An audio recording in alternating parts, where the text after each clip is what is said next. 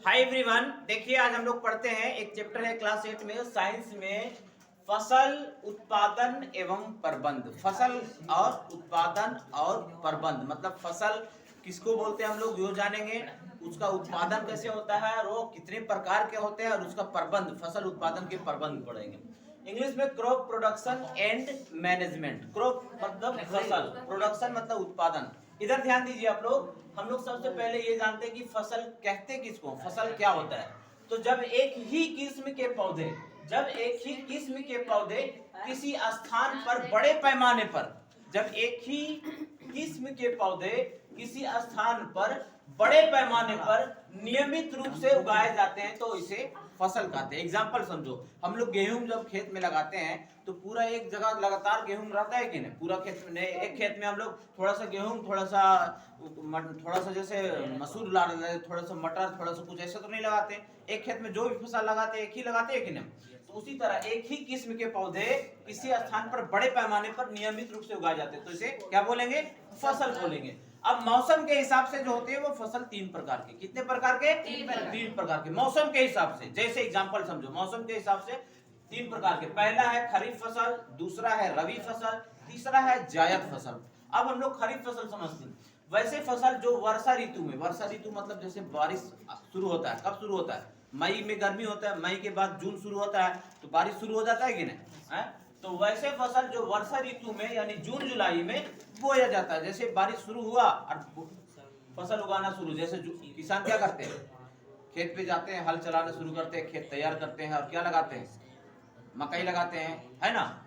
तो वैसे फसल जो वर्षा ऋतु में जून जुलाई में बोया जाता है तथा फसल की कटाई अक्टूबर नवंबर में हो जाती है। वैसे फसल को क्या बोलेंगे हम लोग, खरीफ फसल। जैसे धान सितंबर अक्टूबर तक कट जाता है, नवंबर तक, है ना, धान, मकई, कपास इत्यादि। दूसरा है रबी फसल। वैसे फसल जो शीत ऋतु में, शीत ऋतु का मतलब होता है ठंडा का मौसम में, ठंडा का मौसम शुरू होता है और गेहूं रोपाना शुरू हो जाता है। देखते हैं कि ना हम लोग, गेहूं है, मटर है, मसूर है और क्या होता है, चना है ना। तो वैसे फसल जो शीत ऋतु में बोए जाते हैं तथा मार्च अप्रैल तक कटाई हो जाती है उसकी, है ना, उसको क्या बोलेंगे, रबी फसल। जैसे गेहूं, गेहूं नवंबर दिसंबर में रोपाया है, अभी देखो मार्च अप्रैल में कट जाएगा, है ना। गेहूं है, चना है, मटर है, सरसों है इत्यादि।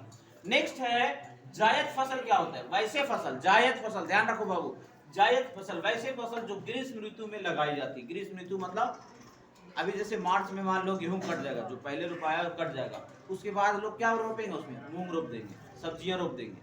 तो जायद फसल किसको बोलेंगे, वैसे फसल जो ग्रीष्म ऋतु में मतलब गर्मी के मौसम में, ग्रीष्म मतलब गर्मी के मौसम में लगाई जाती है। इसके अंतर्गत क्या आएंगे, विभिन्न प्रकार के दलहन मतलब दाल वाला, दाल जैसे मूंग क्या होता है, दाल होता है ना, विभिन्न प्रकार के दलहन फसलें और सब्जियां, बहुत सारी सब्जियां अभी मार्च अप्रैल में लग जाएगी, ठीक है।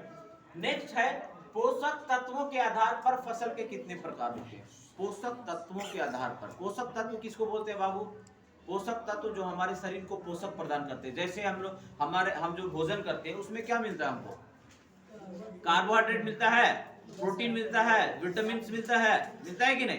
तो पोषक तत्वों के आधार पर फसल के तीन प्रकार, कितने प्रकार, तीन प्रकार। कौन कौन से हैं, देखिए, कार्बोहाइड्रेट प्रदान करने वाली फसल, ठीक है, दूसरा है प्रोटीन प्रदान करने वाली फसल, तीसरा है वसा प्रदान करने वाली फसल।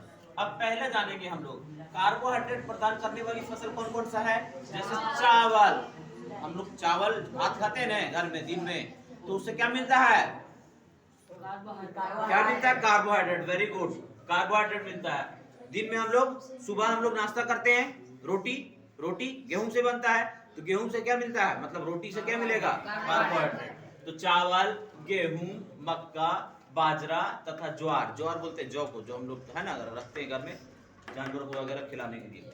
ये देखिए चावल, गेहूं, मक्का, बाजरा, ज्वार, ये सब क्या है, कार्बोहाइड्रेट मिलता है इससे, कार्बोहाइड्रेट, ठीक है। दूसरा है प्रोटीन प्रदान करने वाली फसल, प्रोटीन जिससे हम लोग को प्रोटीन मिलता है। जैसे सोयाबीन, सोयाबीन की सब्जियां बनती है ना, सोयाबीन बाजारों में मिलता है, सोयाबीन, इसमें प्रोटीन होता है बाबू, देख लो। चना, कौन सा चना, वही बूट, है ना, चना। मसूर जानते हैं आप लोग, मसूर दाल। अरहर, अरहर दाल जानते हैं आप लोग। मटर, मटर भी जानते हैं आप लोग। ये सब क्या है, दलहन की सब्जियां हैं, ये सब में प्रोटीन मिलता है, प्रोटीन। ठीक है, इसीलिए हम लोग खाना खाते हैं तो कार्बोहाइड्रेट भी लेते हैं, प्रोटीन भी लेते हैं, सब्जी लेते हैं, है ना। नेक्स्ट है वसा प्रदान करने वाली। वसा का मतलब, वसा किससे मिलता है? जितना भी तेलीय पदार्थ है, जितना भी तेल वाला सामान अगर हम लोग खाएंगे तो उससे क्या मिलेगा? वसा मिलेगा। मक्खन वगैरह खाएंगे तो उससे क्या मिलेगा? वसा मिलेगा। तो तेलीय सामान से क्या मिलता है? वसा। जैसे वसा प्रदान करने वाली फसल कौन सा होगा? सरसों। सरसों क्या बनता है? तेल बनता है, सरसों का तेल, है ना। मूंगफली, उसका भी तेल बनता है। सूर्यमुखी, उसका भी तेल बनता है। देखो एक पैकेट आता है सनफ्लावर का, उसमें लिखा रहता है सनफ्लावर, उससे तेल बनता है ना। तीसी तेल बनता है, तीसी छिपाते हैं हम लोग मिल में जाकर, तेल बन जाता है। तिल, तिल से भी तेल बनता है। तो ये तेल वाला सामान, वसा प्रदान करने वाली फसल जिसमें तेल निकलता हो, है ना, तो ये वसा प्रदान करने वाली है। नेक्स्ट सेकंड वीडियो में बता